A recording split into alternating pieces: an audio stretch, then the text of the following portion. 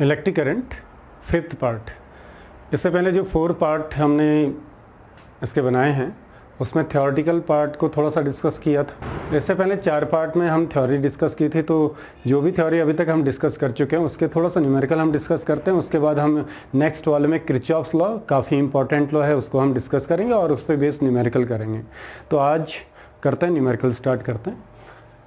यहाँ पे एक मैंने इंग्लिश और हिंदी दोनों में लिखा है कि 2 मिली एम्पियर की करंट है, इस पर आप पढ़ लेना और इसको नोट कर लेना। फ्लोइंग थ्रू अ वायर, एक वायर से फ्लो कर रही है फॉर 10 सेकेंड, 10 सेकेंड के लिए फ्लो कर रही है। Calculate the number of electrons flowing through that wire. आपने उस क्या दिया है, एक वायर आपको दिया गया है, इससे कितनी करंट फ्लो कर रही है, ध्यान दीजिए, इसको पढ़िए। 2 मिली एम्पियर की करंट फ्लो कर रही, तो यहाँ पे I = 2 मिली एम्पियर लिख दिया मैंने। जो भी आपको दिया उसको नोट कर लीजिए। मैंने मिली का मतलब क्या होता है, 10⁻⁻3, ठीक है, उसको कन्वर्ट कर लिया एम्पियर में। कितने सेकंड के लिए, फॉर 10 सेकंड, 10 सेकंड के लिए फ्लो कर रही, तो वो टाइम आपको दिया गया है। तो आपने ये निकालना है कि इससे कितने इलेक्ट्रॉन फ्लो किए होंगे। सबसे पहले हमने डिस्कस किया था कि जो करंट फ्लो करती है वो इलेक्ट्रॉनों के कारण से फ्लो करती है। अगर आपके इलेक्ट्रॉन चलेंगे इससे तो करंट फ्लो करेगी। तो अब आपने निकालना है कि कितने इलेक्ट्रॉन फ्लो किए होंगे, एन निकालना है। तो आपको पहले वाले टॉपिक में जो आपने इलेक्ट्रोस्टैट पढ़ा था उसमें एक क्वांटाइजेशन प्रिंसिपल पढ़ा था, क्वांटीकरण का सिद्धांत। उसमें ये था कि किसी ऑब्जेक्ट में जो चार्ज फ्लो करता है वो n × E होता है। n क्या होता है, नंबर ऑफ इलेक्ट्रॉन्स, और E क्या होता है, एक इलेक्ट्रॉन का चार्ज। आपको पता है एक इलेक्ट्रॉन का चार्ज कितना होता है, एक इलेक्ट्रॉन का चार्ज होता है 1.6 × 10⁻⁻19। तो हमने निकालना है नंबर ऑफ इलेक्ट्रॉन, तो इसका मतलब हमें पता करना पड़ेगा कि इससे कितना चार्ज फ्लो किया, इस वायर से अगर कितना चार्ज फ्लो किया ये पता कर लें। इलेक्ट्रॉन का चार्ज हमें पता है तो हम नंबर ऑफ इलेक्ट्रॉन पता कर लेंगे इससे। तो चार्ज निकालने के लिए धारा से हम चार्ज, करंट से हम चार्ज कैसे निकालेंगे, ये फॉर्मूला आपके पास। करंट = क्या होता है, चार्ज अपॉन टाइम। तो यहाँ से चार्ज = I × T, I भी दिया है और टाइम भी दिया है, दोनों को हमने सब्स्टिट्यूट कर दिया। I की वैल्यू सब्स्टिट्यूट कर दी और टाइम की वैल्यू सब्स्टिट्यूट कर दी सेकेंड में, तो हमने कैलकुलेट कर लिया चार्ज। मतलब 2 × 10⁻²⁰ कूलम का चार्ज इससे फ्लो किया। कितने सेकेंड में, 10 सेकेंड में चार्ज फ्लो किया। तो अब जब चार्ज हमें पता है तो नंबर ऑफ इलेक्ट्रॉन निकाल सकते हैं आप। n = क्या, Q/E। तो Q अभी निकाल चुके हैं, सब्स्टिट्यूट करिए। इलेक्ट्रॉन का चार्ज आपको पता है, इसको सब्स्टिट्यूट करने के बाद जो भी कैलकुलेट कर लेना, तो ये आपका आ गया नंबर ऑफ इलेक्ट्रॉन्स। तो सीधी सी बात है, किसी भी वायर से अगर कोई करंट फ्लो कर रही है तो इलेक्ट्रॉन्स फ्लो करेंगे, और इलेक्ट्रॉन कैसे फ्लो करेंगे, कितने फ्लो करेंगे, तो चार्ज निकालना पड़ेगा, और चार्ज की हेल्प से हमने क्या करना पड़ेगा, नंबर ऑफ इलेक्ट्रॉन्स कैलकुलेट करने पड़ेंगे। सेकेंड क्वेश्चन, इसमें कह रहा है कि किसी तार में, चाहे हिंदी में पढ़िए आप इंग्लिश में पढ़िए, 4 × 10⁻10 इलेक्ट्रॉन्स आर फ्लोइंग। इतने इलेक्ट्रॉन फ्लो कर रहे हैं, इसका मतलब ये क्या है, नंबर ऑफ इलेक्ट्रॉन है। नंबर ऑफ इलेक्ट्रॉन को कैसे लिखते हैं आप, n से लिखते हैं। तो नंबर ऑफ इलेक्ट्रॉन दे रखे हैं इतना। In a wire from point A to B, एक वायर है, इलेक्ट्रॉन आप A से B की ओर फ्लो कर रहे हैं। इलेक्ट्रॉन के डायरेक्शन देख लीजिए कि वो A से B की ओर फ्लो कर रहे हैं, from point A to B in 10⁻⁴ second. मतलब टाइम दिया गया है कितने सेकेंड में, 10⁻⁴ सेकेंड में इतने इलेक्ट्रॉन फ्लो कर रहे हैं A से B की ओर। Calculate direction and magnitude of the current. आपने इसमें करंट फ्लो कर रही, कितनी करंट फ्लो करेगी, एक तो मैग्नीट्यूड निकालना और किस डायरेक्शन में करंट फ्लो करेगी ये भी निकालना है। समझ लीजिए ये आपका पॉइंट A है, ये पॉइंट B है, इलेक्ट्रॉन इधर को फ्लो कर रहे हैं A से B की ओर। तो ऑफकोर्स इससे पहले हमने डिस्कस किया था कि जो करंट की डायरेक्शन वो इलेक्ट्रॉनों के ऑपोजिट होती है। अगर इलेक्ट्रॉन राइट साइड को फ्लो कर रहे हैं तो करंट उसके ऑपोजिट डायरेक्शन में फ्लो करती है। पहला पार्ट, इसका पहला पार्ट तो हो गया डायरेक्शन ऑफ करंट, आपको पता चल गया। मैग्नीट्यूड, करंट का मैग्नीट्यूड निकालने के लिए फॉर्मूला होता है I = Q/T। लेकिन Q आवेश तो कहीं दे ही नहीं रखा, चार्ज तो आपको दिया नहीं, चार्ज निकालना पड़ेगा। नंबर ऑफ इलेक्ट्रॉन से चार्ज कैसे निकालते हैं, दूसरा फॉर्मूला बताया था क्वांटाइजेशन ऑफ चार्ज में। तो क्वांटाइजेशन ऑफ चार्ज में क्या था, Q = N ही था। N क्या होता है, नंबर ऑफ इलेक्ट्रॉन। अगेन वो सेम क्वेश्चन, इलेक्ट्रॉन का चार्ज रख लीजिए तो आपको पता चल जाएगा कि A से B तक कितना चार्ज फ्लो किया, इतना चार्ज फ्लो किया। अगर आप चार्ज कैलकुलेट कर सकते हो तो करंट कैलकुलेट कर सकते हैं। करंट = क्या होता है, Q/T। यहाँ से वैल्यू रख लीजिए, यहाँ पे चार्ज की वैल्यू रख लीजिए, टाइम आपको दिया गया है। दोनों को कैलकुलेट करने के बाद ये ऊपर जाएगा, प्लस में हो जाएगा, प्लस मतलब -5। इतनी एम्पियर की करंट फ्लो करेगी, कहाँ से कहाँ की ओर, B से A की ओर। नेक्स्ट इस पे कि करंट ऑफ 1.5 एम्पियर, इसका मतलब करंट दे रखा है 1.5 एम्पियर का, flowing through a wire of radius, radius दे रखा आपका वायर का जो रेडियस होगा, एक तो इससे कितनी करंट फ्लो कर रखी है ये दे रखा, और एक इसका रेडियस दिया है, रेडियस को आप आर से लिखते हैं, वो दे रखा 0.7 मिलीमीटर, इसको मीटर में बदलेंगे, मिली का मतलब क्या होता है 10⁻³ meter. Calculate drift velocity, drift velocity आपने हिंदी में बोला था अनुगमन वेग, वीडी, वीडी आपने निकालना है। आगे दे रखा है ऑफ इलेक्ट्रॉन, इसके आगे ये क्या चीज़ दे रखी है, ड्रिफ्ट वेलोसिटी आपने कैलकुलेट कर रखी of a wire having electron density, electron density कितनी दे रखी, इलेक्ट्रॉन डेंसिटी जानते हैं स्मॉल एन, दो चीज़ें बताई थी, एक कैपिटल एन बताया था मैंने वायर पे जब ड्रिफ्ट वेलोसिटी का फॉर्मूला निकाला था, और एक स्मॉल एन। कैपिटल एन क्या था, पूरे वायर में इलेक्ट्रॉनों की संख्या थी, और स्मॉल एन क्या था, एक छोटे से वॉल्यूम में इलेक्ट्रॉन की संख्या थी पर यूनिट वॉल्यूम। तो ये आपको दे रखा है इलेक्ट्रॉन डेंसिटी, इलेक्ट्रॉन डेंसिटी कहते हैं स्मॉल एन को, इसको टोटल इलेक्ट्रॉन कहते हैं, और स्मॉल एन को कहते हैं, इसको कई नाम होते हैं। तो पहला नाम आपका होता है इलेक्ट्रॉन पर यूनिट वॉल्यूम, दूसरा नाम हो सकता है इलेक्ट्रॉन डेंसिटी। तो ये आपको दिया गया है 6 × 10⁻28, बहुत ज़्यादा अमाउंट होती है चालक में। तो आपने निकालना क्या है, ड्रिफ्ट वेलोसिटी निकालनी है। तो तीन चीज़ें दे रखी हैं और ये आपने निकालनी है। तो ड्रिफ्ट वेलोसिटी और करंट के हेल्प से ड्रिफ्ट वेलोसिटी कैसे निकालते हैं, करंट की हेल्प से ड्रिफ्ट वेलोसिटी का एक फॉर्मूला आपको बताया था कि I = NeAVD, एन का मतलब क्या होता है इलेक्ट्रॉन घनत्व, मतलब एकांक आयतन में इलेक्ट्रॉनों की संख्या, ई क्या होता है इलेक्ट्रॉन का आवेश, ए होता है इसका क्रॉस सेक्शनल एरिया जिसको कहते हैं मोटाई, अनुप्रस्थ काट का क्षेत्रफल, और वीडी होता है इसका ड्रिफ्ट वेलोसिटी अनुगमन वेग। आई आपको दिया गया है, आई दिया गया है, एन आपको दिया गया है, ई इलेक्ट्रॉन का आवेश आपको पता होता है, लेकिन ए आपको दिया नहीं गया है, ए आप निकालेंगे रेडियस से। अगर आपका इसका रेडियस पता है तो इसका अनुप्रस्थ काट का क्षेत्रफल निकाल, क्योंकि वृत्ताकार होता है, सर्कुलर होता है, तो सर्कुलर होता है तो उसका रेडियस से एरिया कैसे निकालते हैं, πr²। तो रेडियस की वैल्यू रख लीजिए, कैलकुलेट करने के बाद मैंने पाई के फॉर्म में रखा है इसको, एरिया निकल जाएगा, एरिया आप रख दीजिए यहाँ पे। तो वीडी निकालने के लिए क्या करो, ये सारी चीज़ें कहाँ चले जाएंगी, आपकी अपॉन में चले जाएंगी। मैंने सारी पावर को एक साथ कर दिया, 28 प्लस का है, माइनस हो जाएंगे इसमें 19, फिर माइनस हो जाएंगे 6, तो टोटल कितने बचेंगे 10⁻³ आपका बचेगा। तो इनको कैलकुलेट, सिंपल सी कैलकुलेशन है, कैलकुलेशन करने के बाद जो ड्रिफ्ट स्पीड आ रही है या ड्रिफ्ट वेलोसिटी आ रही है इलेक्ट्रॉन की, इतनी आ रही, काफ़ी कम होती है। मैंने बताया था कि इलेक्ट्रॉन में दो तरह की स्पीड होती है, एक तो ड्रिफ्ट वेलोसिटी जिसको अनुगमन वेग कहते हैं वो काफ़ी कम होती है, और एक होता है थर्मल स्पीड। थर्मल स्पीड मतलब टेम्परेचर के कारण से रेंडमली जो घूमते हैं वो काफ़ी ज़्यादा होती है। तो आप कैलकुलेट कर सकते हैं इस फॉर्मूले की हेल्प से। नेक्स्ट क्वेश्चन से पहले आपको ये चार टर्म्स के बारे में पता होना बहुत ज़रूरी है। पिछले वाले टॉपिक्स में हमने डिस्कस किया, क्योंकि बहुत सारे कन्फ्यूजन होता है, इनके कई सारे नाम होते हैं। एक होता आर, एक होता सी या जी, और एक होता है रो, और एक होता है सिग्मा। आर को कहते हैं प्रतिरोध या रेजिस्टेंस कहते हैं, इसका जो उल्टा होता है आर का जो उल्टा होता है तो उसको जी कहते हैं, चालकता कह सकते हो या कंडक्टेंस, ANC दोनों के पीछे लगा है। तीसरा टर्म होता है रो, विशिष्ट चालकता, इसको कहते हैं स्पेसिफिक रेजिस्टेंस, या सिंपली इसको बोला जाता है रेजिस्टिविटी। उसके बाद होता है इसका उल्टा, रो का उल्टा, ध्यान देना सिग्मा जो भी होता है वो रो का उल्टा होगा। तो इसको नाम क्या दिया जाता है, इसको बोला जाता है स्पेसिफिक कंडक्टेंस। जैसे इसको बोला जाता है स्पेसिफिक रेजिस्टेंस, इसको बोला जाता है स्पेसिफिक कंडक्टेंस या विशिष्ट चालकता, या इसको शॉर्ट में बोल देते हैं कंडक्टिविटी। अब आते हैं क्वेश्चन पे, ये कह रहा है रेजिस्टेंस मतलब प्रतिरोध of a wire of length 150 centimetre, इसका मतलब वायर की लेंथ आपको दी गई है, लिखिए उसको नोट करना आपने। तो एल आपको दिया है, लंबाई दे रखी है किसी भी वायर की, डायमीटर दे रखा है, डायमीटर को डी से लिखिए, मिलीमीटर में दे रखी है क्योंकि वायर बहुत पतला होता है तो उसको फिर से मीटर में बदलेंगे।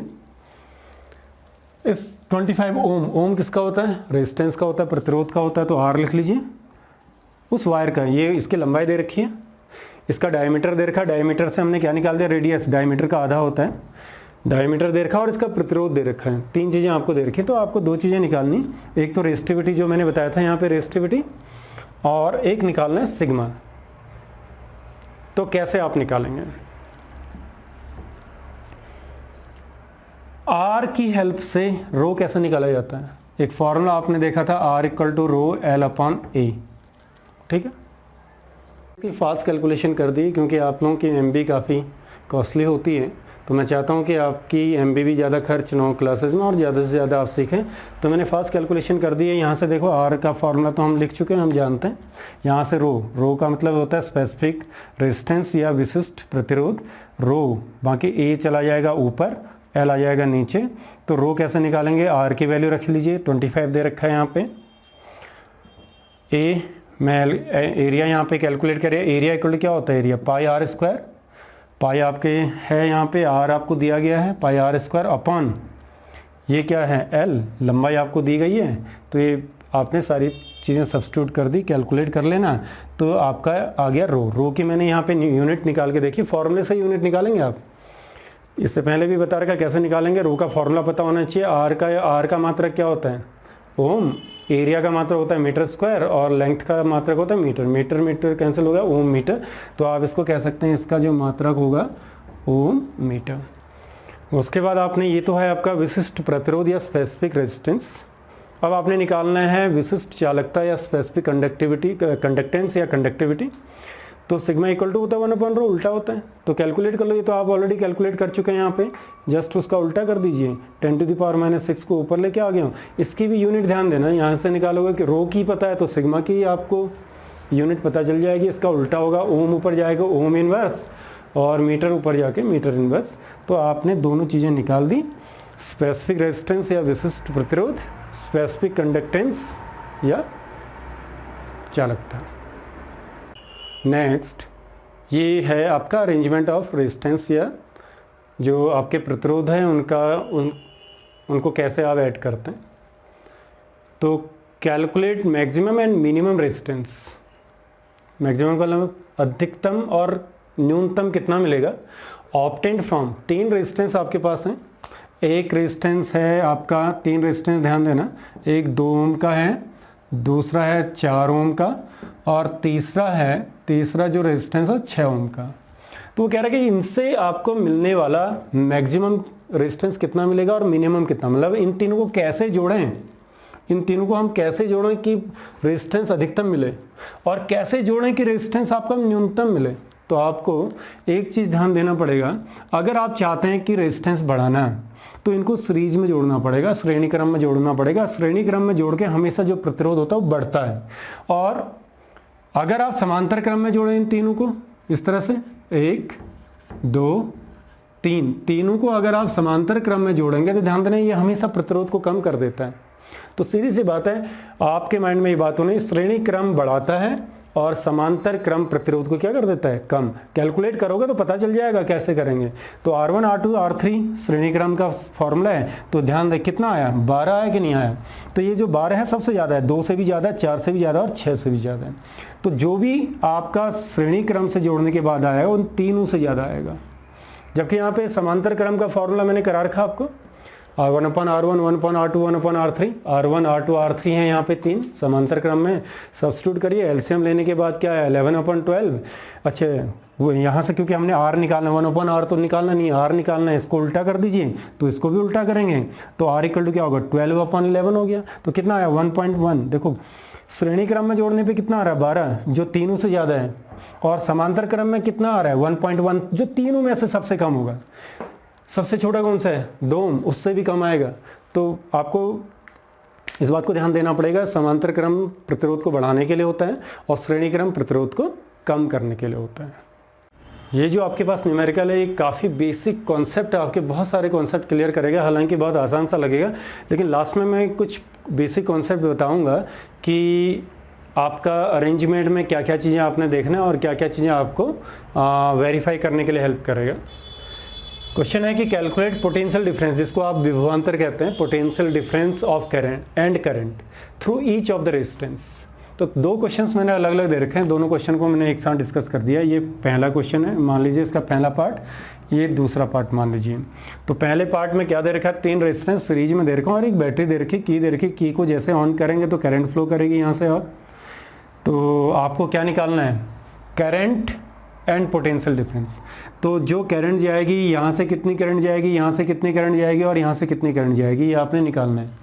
तो ये जो करंट निकालते हैं वो कहाँ से निकालते हैं? टोटल करंट जो बैटरी से निकलेगी क्या होगा, बैटरी से जो करंट निकलेगी वही यहाँ से भी जाएगी। मतलब समझ लीजिए कि आप बैटरी से कितनी करंट निकल रही है, अगर वो निकाल पाए तो वही करंट यहाँ से भी जाएगी, वही करंट यहाँ से भी जाएगी और वही करंट यहाँ से भी जाएगी। इससे पहले वाले पार्ट में मैंने बताया था कि सीरीज पे जो रहता है, सीरीज पे करंट सेम रहती है, पोटेंशियल डिवाइड हो जाएगा। जो 18 वोल्ट का जो पोटेंशियल है वो डिवाइड हो जाएगा 3 पार्ट्स में।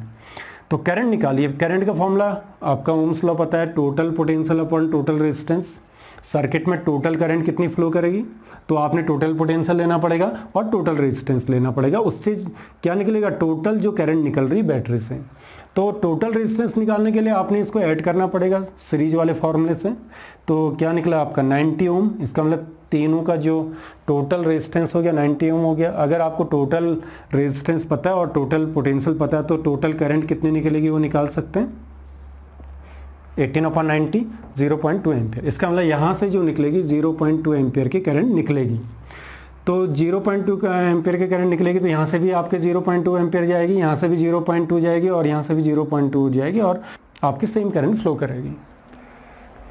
ठीक है, आपने निकाल दिया 0.2। आपका पहला पार्ट तो हो गया करंट थ्रू ईच। तो आप लिख सकते हैं कि सभी जो आपके रेजिस्टेंस हैं सबसे आपका same amount of current flow करती है। अब आपने निकालना है इनका पोटेंशियल डिफरेंस कितना होगा। ये जो पोटेंशियल है वो तो तीनों का है, तो 18 में से 18 में से कुछ यहाँ खर्च हो जाएगा, वो जो कुछ यहाँ और जो बचा हुआ है यहाँ खर्च हो जाएगा। कैसे निकालेंगे इसका पोटेंशियल, कैसे निकालेंगे? सेम फॉर्मूला आपको पता है, V इक्वल टू क्या होता है, I इंटू आर होता है। तो अगर मुझे V1 निकालना है, इसका V1 है, इसका V2 है, इसका V3 है पोटेंशियल ड्रॉप, तो V1 इक्वल टू क्या होगा, इसका पोटेंशियल डिफरेंस इक्वल टू इसका करंट इनटू इसका रेजिस्टेंस। तो आप लिख सकते हैं V1, ये V1 इक्वल टू I मैंने सब तीनों में सेम लिखी है क्योंकि करंट तो सेम है। हाँ, तीनों का रेजिस्टेंस अलग अलग है तो रेजिस्टेंस मैंने अलग अलग लिया है। तो पहले वाले का पोटेंशियल डिफरेंस होगा I इंटू R1। I आप निकाल चुके हैं, R1 आपको दिया गया है। दूसरे वाले का पोटेंशियल निकाल सकते हैं, इसका पोटेंशियल इक्वल टू इसका रेजिस्टेंस, इसको इसकी करंट। तो करंट तो तीनों में सेम है, ये आप निकाल चुके हैं। और इसका जो होगा पोटेंशियल डिफरेंस तो सेम फॉर्मूले से निकाल दिया। तीनों का निकालने के लिए क्या कर दिया, करंट तो तीनों में सेम रखी लेकिन रेजिस्टेंस तीनों का अलग अलग लिया, तो पोटेंशियल डिफरेंस। आपको कैसे पता चला कि ये आंसर हमारा सही आया है? तो यहाँ पे यहाँ पर आपका हो गया 2 वोल्ट का, यहाँ पे आपका हो गया 4 वोल्ट का पोटेंशियल खर्च हो गया, बचा हुआ कितना है 12। तो इन तीनों का सम कितना हो गया, तो इन तीनों का सम कितना हो गया 2 + 4 + 12 18 आ रहा है। इसका मतलब 18 हमने लगाया था और 18 यहाँ खर्च हो गया।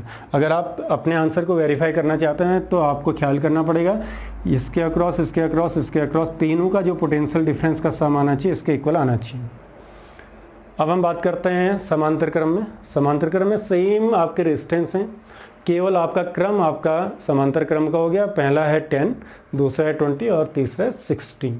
इस पे क्या होता है, समांतर क्रम में क्या होता है, करंट आपकी I निकली बैटरी से, यहाँ पे I, तो ये करंट यहाँ पे डिवाइड हो जाती है I1, I2 और I3, 3 पार्ट्स में डिवाइड हो जाती हैं। तो यहाँ तो करंट सेम रहती है, पोटेंशियल डिवाइड हो जाता है, यहाँ करंट डिवाइड हो जाती है, पोटेंशियल तीनों का सेम रहेगा क्योंकि ये देखो सारे के सारे पैरेलल हैं और पैरेलल में पोटेंशियल डिफरेंस सेम रहता है या विभवांतर आपका सेम रहता है। वो इसके अक्रॉस भी 18 वोल्ट का होगा। अगर आप दूसरे टर्म्स में समझो, छोटी वाली लाइन को क्या माना जाता है 0 वोल्ट, इसको क्या माना जाता है 18 वोल्ट। तो यहाँ से यहाँ तक तो 18 वोल्ट हो गया और यहाँ से यहाँ तक 0 वोल्ट हो गया। तो यहाँ से जाओगे 18 का डिफरेंस आएगा, यहाँ से जाओगे तो भी 18 का डिफरेंस आएगा और यहाँ से जाओगे तो भी 18 का डिफरेंस आएगा। तो टोटल करंट कितनी फ्लो करेगी यहाँ से, ये निकालने के लिए फिर same formula, total potential upon total resistance. इसका मतलब हमने टोटल रेजिस्टेंस निकालना पड़ेगा। इसका कौन सा फॉर्मूला लगाना पड़ेगा टोटल रेजिस्टेंस निकालने के लिए, क्योंकि मुझे टोटल करंट निकालनी तो मुझे टोटल रेजिस्टेंस निकालना पड़ेगा, तो मुझे ये वाला फॉर्मूला लगाना पड़ेगा। इसको सिंप्लीफाई करिए तो R कितना आ जाएगा, इन सब को मिला के रेजिस्टेंस कितना हो गया 6 ओम। अब आपको अगर आपका R पता है तो करंट निकाल सकते हैं। करंट इक्वल टू क्या होगा, टोटल जो बैटरी से करंट निकलेगी वो total potential upon total resistance. Total potential की वैल्यू रख दीजिए 3 एम्पियर। इसका मतलब बैटरी से कितने एम्पियर की करंट निकलेगी 3 एम्पियर। अब यहाँ पे कितना I1 कितना होगा, I2 कितना होगा। I1 क्योंकि मैंने V1 V2 V3 नहीं रखा है, आपको पता है क्यों नहीं रखा है? क्योंकि तीनों का पोटेंशियल सेम है तो इसलिए वी रख दिया। हाँ, तीनों का रेजिस्टेंस अलग अलग है तो R1 R2 R3। तो पहले वाले से कितनी करंट फ्लो होगी? इसका पोटेंशियल 18 अपॉन इसका रेजिस्टेंस 10 तो 1.8 आ गया। तो यहाँ से कितनी करंट फ्लो करेगी? 1.8 एम्पियर। I2 इससे कितनी करंट फ्लो करेगी? इसका पोटेंशियल सेम 18 अपॉन इसका अपना रेजिस्टेंस 20 0.9 एम्पियर। सारे आपके यूनिट होंगे एम्पियर में। तीसरे से कितनी करंट फ्लो करेगी? इसका पोटेंशियल वही सेम 18 अपॉन इसका अपना रेजिस्टेंस 60 तो 0। तो कैसे पता चला कि आपका आंसर सही है? तो इन तीनों को सम करिए आप, इन तीनों को सम करिए। तीनों करंट कितनी है? 1.8 हो गया, 0.9 हो गया, 0.3 एम्पियर। तो क्या 3 एम्पियर यहाँ से आ रही है ना? तो इसका मतलब 3 एम्पियर आपकी डिवाइड होगी 3 इक्वल पार्ट्स में।